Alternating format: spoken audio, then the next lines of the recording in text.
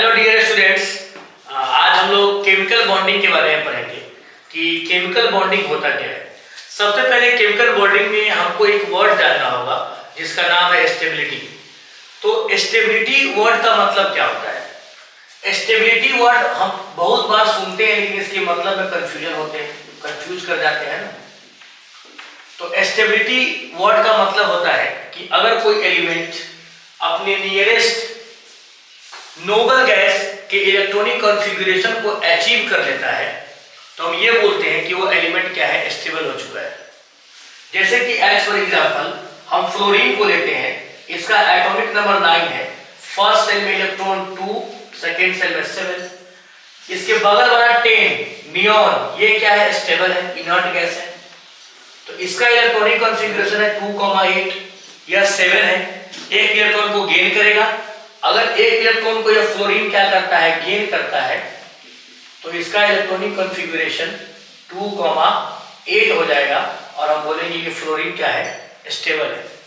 तो stability word का मतलब हुआ कि when an element achieve nearest element electronic configuration या nearest inert gas electronic configuration, then we consider that this element are stable. हम ये कह सकते हैं कि एलिमेंट क्या हो चुका है, स्टेबल हो चुका है। पहला दूसरा क्वेश्चन हमारे पास आता है कि कोई एलिमेंट केमिकल कॉम्बिनेशन को क्यों करता है, what is the cause of chemical combination. ये क्वेश्चन फिर इस चैप्टर से राइज होगा कि what is the cause of chemical combination. कोई एलिमेंट केमिकल कॉम्बिनेशन क्यों करता है, क्या कारण है इसका। फिर हम उसी बात पे आ जाएंगे कि अपने स्टेबिलिटी को अचीव करने के लिए अपने आउटर मोस्ट सेल में 8 इलेक्ट्रॉन को, यानी कि ऑक्टेट रूल के अनुसार 8 इलेक्ट्रॉन और डुप्लेट लॉ के अनुसार अपने आउटर मोस्ट सेल, जिसको हम वैलेंस सेल बोलते हैं, उसमें अगर 2 इलेक्ट्रॉन को अचीव कर लेता है तो क्या होता है, स्टेबल हो जाता है। उसका कारण यही होता है और इसी कारण वो क्या करता है, केमिकल कॉम्बिनेशन करता है। एज फॉर एग्जांपल, जैसे कि हम अगर पीरियोडिक टेबल में एटॉमिक नंबर पे जाते हैं तो हाइड्रोजन, दूसरा हीलियम, तीसरा लिथियम, फोर्थ बेरिलियम और 5 बोरॉन, ये 5 जो है वो लॉ ऑफ डुप्लेट को फॉलो करता है। लॉ ऑफ डुप्लेट ये कहने का मतलब है कि इनके वैलेंस सेल में जो इलेक्ट्रॉन प्रेजेंट है, यानी कि valence electron, last shell of the electron, last shell को हम वैलेंस सेल बोलते हैं और लास्ट सेल के उसमें जो इलेक्ट्रॉन प्रेजेंट है उसको क्या बोलते हैं, वैलेंस इलेक्ट्रॉन बोलते हैं। तो इनके वैलेंस इलेक्ट्रॉन में अगर 2 इलेक्ट्रॉन हो जाएगा तो ये क्या होगा, स्टेबल हो जाएगा। जैसे कि हाइड्रोजन 1, हीलियम 2, लिथियम 2,1 और बेरिलियम 2,2, बोरॉन 2,3। देखिए हाइड्रोजन क्या करता है, एक इलेक्ट्रॉन को गेन करता है। अगर एक इलेक्ट्रॉन को गेन करेगा तो 1 है, तो इसके लास्ट में कितना हो जाएगा, 2 हो जाएगा। हीलियम पहले ही से ऑलरेडी 2 इलेक्ट्रॉन है इसके वैलेंस सेल में, वैलेंस इलेक्ट्रॉन 2 है, तो ये लॉ ऑफ डुप्लेट को फॉलो कर रहा है, यानी कि अपने स्टेबिलिटी को अचीव कर चुका है। लिथियम लास्ट सेल में कितना इलेक्ट्रॉन है, 1 इलेक्ट्रॉन है, तो 1 इलेक्ट्रॉन को लॉस करेगा। इलेक्ट्रॉन को लॉस करने के बाद इसके ऊपर Li+ पॉजिटिव चार्ज डेवलप हो जाएगा और स्टेबिलिटी को अचीव कर लेगा। फिर हम आते हैं बेरिलियम, 2 इलेक्ट्रॉन को लॉस करेगा, बोरॉन 3 इलेक्ट्रॉन को लॉस करेगा, है ना। तो ये लॉ ऑफ डुप्लेट को फॉलो कर रहा है। लेकिन 5 के बाद जैसे ही हम 6 नंबर पे कार्बन, 7 पे नाइट्रोजन, 8 पे ऑक्सीजन, 9 पे फ्लोरीन, 10 पे नियॉन, 11 पे सोडियम, 12 पे मैग्नीशियम, इस सब की ओर जाते हैं, 13 पे एल्यूमिनियम। तो ये सभी क्या करते हैं, लॉ ऑफ ऑक्टेट को फॉलो करते हैं। इसका ये मतलब है कि इनके लास्ट सेल, यानी कि इसका वैलेंस सेल जो है और उसमें जो इलेक्ट्रॉन प्रेजेंट है, वैलेंस इलेक्ट्रॉन, उनकी संख्या, उनकी नंबर 8 होनी चाहिए। जैसे कि हम सोडियम पे आते हैं तो 2,8,1 और ये 1 इलेक्ट्रॉन क्या करेगा, लॉस करेगा। लॉस करने के बाद ये Na+, यानी कि सोडियम आयन रहता है, फॉर्मेशन करता है और हम बोलते हैं कि इसका वैलेंसी कितना है, +1 है। तो the main cause of chemical combination is that electron element achieve their electronic configuration of inert gas off group 18 element. Group 18 element inert gas का एलिमेंट है, इनर्ट गैस का ग्रुप है, आपको याद होना चाहिए। हीना, मीना और करीना के एक्सरे रंगीले, जेनॉन है ना, radon, helium, neon, argon, krypton, xenon, radon, ये सभी क्या है, इनर्ट गैस है और इन्होंने अपना स्टेबिलिटी को अचीव कर लिया है, इसलिए पीरियोडिक टेबल में सबसे लास्ट ग्रुप 18 में ये पाए जाते हैं। तो इनके जैसा अचीवमेंट पाने के लिए सारे एलिमेंट क्या करते हैं, इलेक्ट्रॉन को या तो गेन करते हैं या तो लॉस करते हैं, और यही इनका कारण है केमिकल कॉम्बिनेशन का। The main cause of chemical combination is that element loses और gain of electron to achieve their stability, to achieve their inert gas electronic configuration, to achieve their law of duplet, to achieve their law of octet। समझ गए? Main cause यही है किसका, chemical combination का।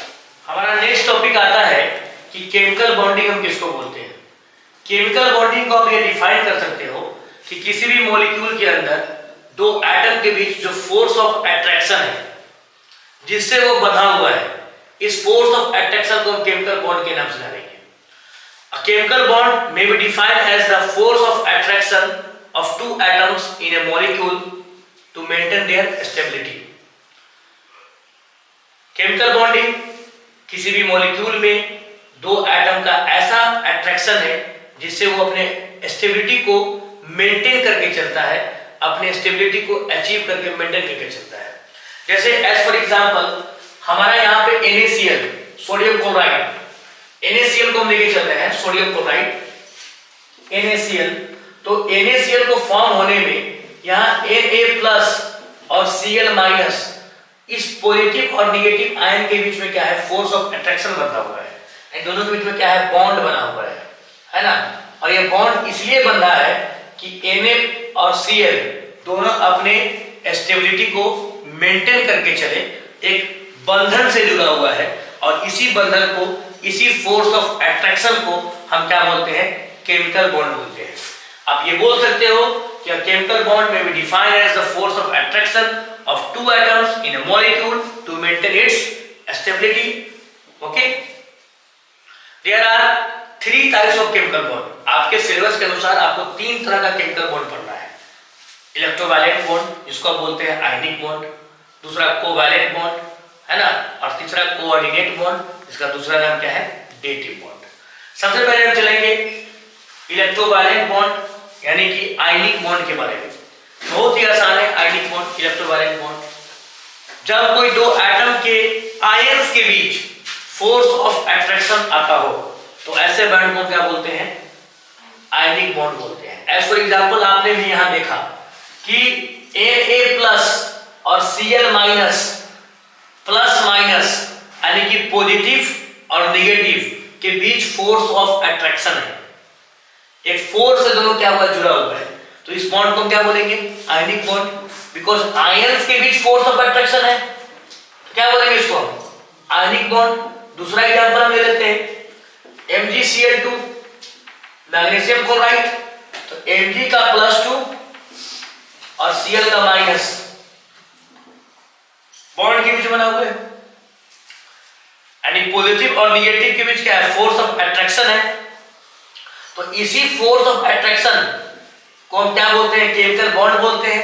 लेकिन यह force of attraction किस type का है, आयंस के साथ जुड़ा हुआ है, तो क्या बोलेंगे हम, आयनिक बॉन्ड है ना, क्या बोलेंगे इसको, ionic bond. Okay, electrovalent bond यानी कि आयनिक बॉन्ड को समझने में उस बच्चा को प्रॉब्लम होगा जिसको आयन पता नहीं है। बच्चों, आयन 2 तरह का होता है, positive ion, negative ion. Positive ion का फॉर्मेशन कब होगा और नेगेटिव आयन का फॉर्मेशन कब होगा, जब कोई एलिमेंट इलेक्ट्रॉन को लॉस करेगा, पॉजिटिव आयन का फॉर्मेशन होगा। जब कोई एलिमेंट इलेक्ट्रॉन को गेन करेगा निगेटिव आयन का फॉर्मेशन। देखिए कैसे, जैसे कि हमारे पास सोडियम लेके चलते हैं ना, डायरेक्ट सोडियम। ओके, ये हमारा सोडियम है। Electronic configuration atomic number 11 2,8,1। Sodium क्या करता है, एक इलेक्ट्रॉन को लॉस करता है। क्यों लॉस करता है एक इलेक्ट्रॉन को, ये भी पता आपको हो गया। अपने स्टेबिलिटी को अचीव करने के लिए बनाएगा Na+, यानी कि पॉजिटिव आयन। और यहाँ इसका कॉन्फ़िगरेशन 2,8, यहाँ इसका 2,8,1। एक इलेक्ट्रॉन को लॉस किया, पॉजिटिव आयन बनाया, तो loss of electron form electropositive ion, जिसको हम क्या बोलते हैं, कैट आयन बोलते हैं। क्या बोलते हैं, कैट आयन। बहुत बच्चे इसको कटायन ही बोलते हैं, है ना। कैटायन नहीं, सबसे आसान इसको ले लो, कैट आयन, है ना, बिल्ली का आयन, है ना। एक इलेक्ट्रॉन को लॉस कर दिया, पॉजिटिव आयन बनाया, इलेक्ट्रोपॉजिटिव आयन, इसको क्या बोलेंगे हम, कैट आयन। वहीं पे क्लोरीन Cl17 2,8,7 एक इलेक्ट्रॉन को गेन करेगा, 1 इलेक्ट्रॉन को गेन करेगा, क्या बनाएगा यह Cl- 2,8,7 था। अब ये क्या हो गया 2,8,8। एक इलेक्ट्रॉन को गेन करने के बाद नेगेटिव आयन का फॉर्मेशन किया, इसको क्या बोलेंगे, एनायन। क्या बोलेंगे, एनायन। तो यह आयन अगर आपको पता है तो आप आयनिक बॉन्ड को आसानी पूर्वक समझ सकते हैं। और आयनिक बॉन्ड को बोल सकते हैं कि the force of attraction between two atoms, between two ions, one positive and other negative, this force of attraction is called ionic bond. अब इनसे जो मिलके जो बने हैं कंपाउंड, इनको क्या बोलते हैं, आयनिक कंपाउंड। जैसे आयंस, आयनिक बॉन्ड के कारण आयंस के बीच जो फोर्स ऑफ अट्रैक्शन के कारण जो कंपाउंड का फॉर्मेशन होगा, उस कंपाउंड को क्या बोलेंगे हम, आयनिक कंपाउंड, इलेक्ट्रोवायलेंट कंपाउंड। जैसे कि हमारे पास सोडियम क्लोराइड NaCl, तो NaCl को हम बोलेंगे या आयनिक कंपाउंड है या इलेक्ट्रोवायलेंट कंपाउंड है। क्यों है, बिकॉज यह आयंस के बीच, इनके बीच जो फोर्स ऑफ अट्रैक्शन है वो आयंस के बीच है, यानी पॉजिटिव और नेगेटिव चार्ज आयंस के बीच है ना। तो इसीलिए इनसे जो बॉन्ड बना है उस बॉन्ड को हम आयनिक बॉन्ड बोलेंगे, इलेक्ट्रोवायलेंट बॉन्ड बोलेंगे। और जो कंपाउंड हमारा फॉर्म हुआ है जिसका नाम NaCl है, उसको बोलेंगे आयोनिक कंपाउंड, इलेक्ट्रोवायलेंट कंपाउंड। क्या बोलेंगे, आयोनिक कंपाउंड और इलेक्ट्रोवायलेंट कंपाउंड। ओके, नेक्स्ट बॉन्ड जो हमको पढ़ना है उसका नाम है कोवैलेंट बॉन्ड। इसको हिंदी में हम बोलते हैं सहसंयोजी बंधन। कोवैलेंट, को मतलब क्या, हिंदी में सह, कोऑपरेशन, एक दूसरे के कोऑपरेशन से बॉन्ड जो बने उसको हम क्या बोलेंगे, कोवैलेंट। कैसा कोऑपरेशन, तो इलेक्ट्रॉन के शेयरिंग का कोऑपरेशन। जैसे एक इलेक्ट्रॉन, जैसे स्कूल में जाते हो और 2 पराठा दूसरे बच्चे से लेके खा लेते हो, है ना, और तुम्हारा पराठा भी चिंटू खाता होगा, तो लंच का शेयरिंग हुआ कि नहीं हुआ। फिर स्कूल में सर बोलते हैं, जैसे मैं स्कूल में ड्यूटी कर रहा था, तो लंच ड्यूटी हम लोग को मिलता था, तो बोला था कि बच्चे अगर लंच शेयर करेंगे तो रोकिएगा, इससे बच्चे बीमार पड़ जाते हैं या क्लास में फेंक देता है ना, इसीलिए। तो वहां लंच का शेयर, फट समझ जाते हो, लंच का शेयर कि लंच बांट के खाना है। और यहाँ क्या है, इलेक्ट्रॉन का शेयर, इलेक्ट्रॉन का बंटवारा कर देता है, किसके बीच, 2 एलिमेंट के बीच, 2 एटम के बीच, है ना। एक फॉर एग्जांपल हम लेके चलते हैं, जैसे कि मीथेन CH4, तो CH4 का फॉर्मेशन कैसे होता है, तो इलेक्ट्रॉन के शेयरिंग से होता है। बिकॉज कार्बन भी इलेक्ट्रॉन शेयर कर रहा है अपना, और यहाँ पे हाइड्रोजन भी अपना इलेक्ट्रॉन क्या कर रहा है, शेयर कर रहा है। तो शेयरिंग ऑफ इलेक्ट्रॉन से जो बॉन्ड बने उसको हम बोलेंगे कोवैलेंट बॉन्ड, और इनसे जो कंपाउंड फॉर्म होगा उसको हम बोलेंगे covalent compound. As for example हम क्या लेते हैं, मीथेन लेते हैं, CH4। देखिए CH4 हमने लिया, जिसका नाम क्या है, मीथेन। तो मीथेन में होता क्या है, देखिए कार्बन 6 एटॉमिक नंबर 2,4, तो लास्ट में कितना इलेक्ट्रॉन है, 4 इलेक्ट्रॉन है। अब इसके पास 4 इलेक्ट्रॉन है, इस कार्बन के पास 4 इलेक्ट्रॉन है। कितना हाइड्रोजन यहाँ पे है, 4 हाइड्रोजन है। और हाइड्रोजन के पास कितना इलेक्ट्रॉन होता है? मात्र एक होता है। इसके आउटर शेल में हम क्या करेंगे, एक हाइड्रोजन एक इलेक्ट्रॉन, एक हाइड्रोजन एक इलेक्ट्रॉन, एक हाइड्रोजन एक इलेक्ट्रॉन, एक हाइड्रोजन एक इलेक्ट्रॉन। अब ये हाइड्रोजन चाहेगा कि हमको एक इलेक्ट्रॉन कार्बन दे दे। क्यों दे दे? अपने स्टेबिलिटी को अचीव करने के लिए। तो ये इससे ले लिया, अब ये स्टेबल हो गया, तो इनके बीच बॉन्ड बना, ऐसे ऐसे दो इलेक्ट्रॉन के बीच बॉन्ड बनता है, और इस बॉन्ड को क्या बोलेंगे? Covalent bond. फिर देखिए ये हाइड्रोजन क्या करेगा, आपस में एक इलेक्ट्रॉन मांगेगा इस कार्बन से, इसको भी दे दिया। यह कार्बन क्या क्या, इसको भी दे दिया। यह कार्बन क्या क्या, इसको भी दे दिया हाइड्रोजन को। तो चार का चारों हाइड्रोजन क्या हो चुका है? स्टेबल हो चुका है। चार का चारों हाइड्रोजन क्या स्टेबल है। तो ये कार्बन बोलेगा कि भाई तुम ही सोचो, तुम्हारा लंच सब छीन है, तुम दूसरा का लंच नहीं खाओगे, ऑब्वियसली तुम लंच छीन के खाओगे उसका। तो यही कार्बन बोलेगा तुमको जब हम लंच अपना दे दिए तो हम भी तुम्हारा लंच लेंगे ना, है? हम भी तुम्हें लंच मांगेंगे। तो ये क्या कर रहा है, इससे क्या कर रहा है, इलेक्ट्रॉन मांग रहा है। तो इसको तो चाहिए लास्ट में 4 इलेक्ट्रॉन, और बिकॉज लास्ट में 4 ही है तो ये ऑक्टेट को फॉलो करेगा। तो 4 लेने के लिए क्या करेगा, सभी हाइड्रोजन से एक एक इलेक्ट्रॉन को मांगेगा और अपना क्या करेगा, स्टेबिलिटी को अचीव करेगा। अब यहाँ कार्बन और हाइड्रोजन के बीच इलेक्ट्रॉन का शेयरिंग हुआ, तो कौन सा बॉन्ड बनेगा? कोवैलेंट बॉन्ड बनेगा। तो यहाँ पे बॉन्ड जो बना वह कार्बन और हाइड्रोजन के बीच में, इस बॉन्ड को हम क्या बोलेंगे? Covalent bond. Because sharing of electron से क्या हो रहा है, बॉन्ड का फॉर्मेशन हो रहा है, और इस बॉन्ड को हम क्या बोलेंगे? Covalent bond. और इनके द्वारा जब कंपाउंड फॉर्म हुआ है, इस कंपाउंड को हम बोलेंगे कोवैलेंट कंपाउंड। तो CH4 हमारा क्या हुआ? कोवैलेंट कंपाउंड हुआ। क्यों हुआ? तो कोवैलेंट बॉन्ड से बना है, इसलिए यह क्या है, कोवैलेंट कंपाउंड है। जैसे कि कोवैलेंट बॉन्ड को हमने समझा कि कोवैलेंट बॉन्ड क्या होता है, शेयरिंग ऑफ इलेक्ट्रॉन से बनता है, और इनसे जो कंपाउंड का फॉर्मेशन होगा इसको हम कोवैलेंट कंपाउंड बोलेंगे। तो कोवैलेंट बॉन्ड का टाइप के बारे में हमको पढ़ना है, डिटेल में पढ़ना है। लेकिन सबसे पहले हम इलेक्ट्रोवैलेंट बॉन्ड को पढ़े हैं, और यानी कि आयनिक बॉन्ड को पढ़े हैं। तो कौन कौन से कंडीशन में, what are the conditions for the formation of ionic bond, क्या कंडीशन, क्या शर्त होगा आयनिक बॉन्ड के फॉर्मेशन का, इसको पहले हम जान लेते हैं। उसके बाद हम कोवैलेंट बॉन्ड के टाइप्स को पढ़ लेंगे, फिर उसके कंडीशन को पढ़ लेंगे, फिर लास्ट में हमारा आएगा क्या, कोऑर्डिनेट बॉन्ड, जिसको हम बोलेंगे डेटिव बॉन्ड। तो पहला हम क्या करते हैं, conditions for the ionic bond, for the formation of ionic bond. तो क्या क्या शर्त है, क्या क्या कंडीशन है जिससे आयनिक बॉन्ड का क्या होता है, फॉर्मेशन होता है। जैसे कि एज फॉर एग्जांपल मैं आपको बता रहा हूं, इसमें 3 कंडीशन का चर्चा आपको पढ़ना है। पहला कंडीशन है आपका, there are 3 conditions, there are 3 conditions for the formation of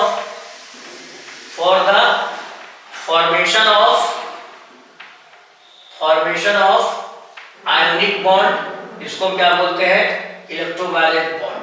पहला कंडीशन है IP, ionization potential, ionization potential.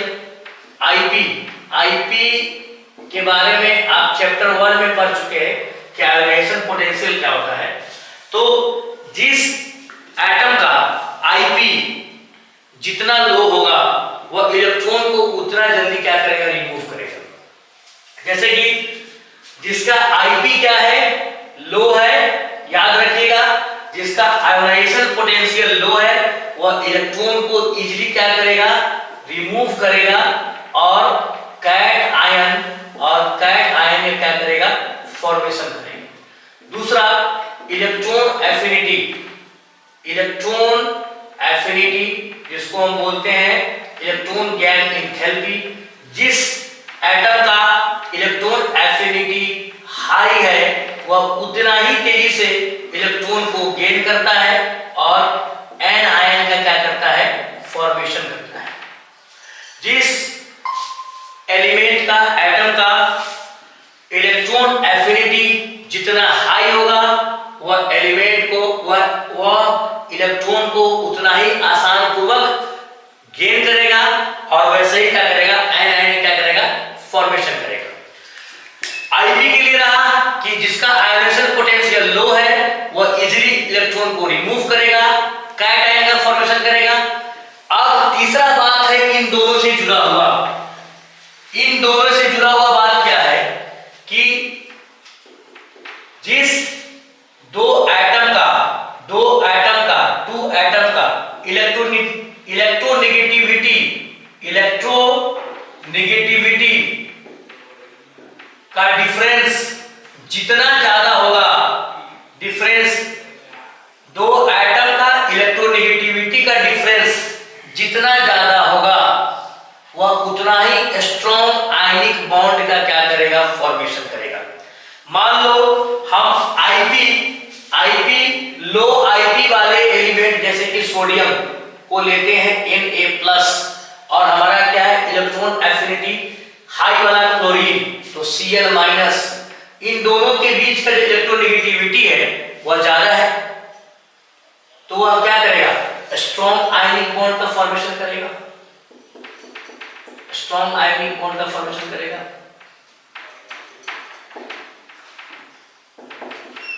तो हमने क्या कंडीशन को समझा, हमने आयनिक बॉन्ड के लिए 3 कंडीशन को समझा। पहला कंडीशन हमारा आईपी आयोनेशन पोटेंशियल जिसका लो है वो इजीली पूर्वक इलेक्ट्रॉन को क्या करेगा, रिमूव कर देगा। दूसरा इलेक्ट्रॉन एफिनिटी जिसका जितना ज्यादा है वो आसानी पूर्वक इलेक्ट्रॉन को गेन कर लेगा। और तीसरा अगर दो एटम के बीच का इलेक्ट्रोनेगेटिविटी का डिफरेंस जितना ज्यादा होगा वह उतना ही स्ट्रॉन्ग आयनिक बॉन्ड का क्या करेगा, फॉर्मेशन करेगा।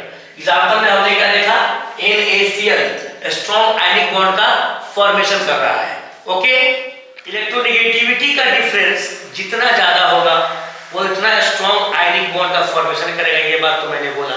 इसका ये मतलब है बच्चों कि उतना इजीली पूर्वक उतना तेजी से ही इलेक्ट्रॉन को भी ट्रांसफर करेगा। इलेक्ट्रोनेगेटिविटी का डिफरेंस ज्यादा है तो इलेक्ट्रॉन को भी उतना तेजी से क्या करेगा और ट्रांसफर करेगा। दूसरा बात हम आते हैं कि ग्रुप 17 एलिमेंट फकल ग्रेडिएंट फ्लोरीन, क्लोरीन, ब्रोमीन, आयोडीन और एडिसिन ये मोस्ट इलेक्ट्रोनेगेटिव एलिमेंट है और फ्लोरीन जो है वो मोस्ट इलेक्ट्रोनेगेटिव एलिमेंट होता है। उसके बाद ही क्या है, फ्लोरीन है, फिर क्या है, ब्रोमीन है, फिर आयोडीन है, फिर एडिसिन है। तो fluorine is the most electronegative element, ये ऑब्जेक्टिव क्वेश्चन पूछ सकता है। अगर यही फ्लोरीन सीजियम के साथ रिएक्शन करेगा तो सीजियम फ्लोराइड का फॉर्मेशन करेगा जो सबसे अधिक आयनिक कंपाउंड है। मोस्ट आयनिक